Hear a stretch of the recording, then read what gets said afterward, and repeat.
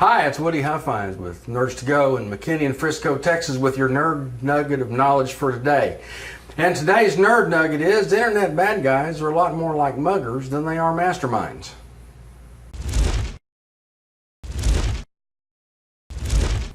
A mugger catches you on the street, he's hoping you got a Rolex. But if you've got a Timex, he'll take it.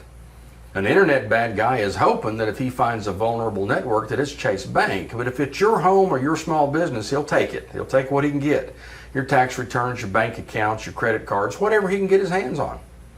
We've been misinformed by the movies and television because the internet bad guys are either a Slavic guy that's hacking into the CIA and trying to launch our nuclear weapons against us, or he's a socially awkward little nerdy guy that is best friends with Brad Pitt, as if, and they're trying to take down the evil casino barons. Now these guys, whether it's the Ukrainian or the little nerdy guy, are masterminds, and they can do anything in the world on that computer. Well, internet muggers is more what you're going to deal with. You're going to deal with people who bought the code that they're using, or they're just stumbling around trying to find somebody. Now there are masterminds out there that are going after specific targets, but for most homes and most small businesses, the thing that you want to avoid is the internet mugging.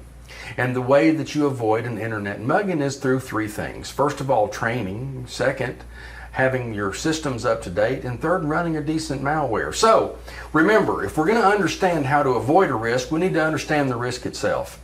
And the risk that we're trying to avoid for homes and small businesses is not internet masterminds, but internet muggers. I'm Woody Huffines with Nerds to Go in McKinney and Frisco, Texas.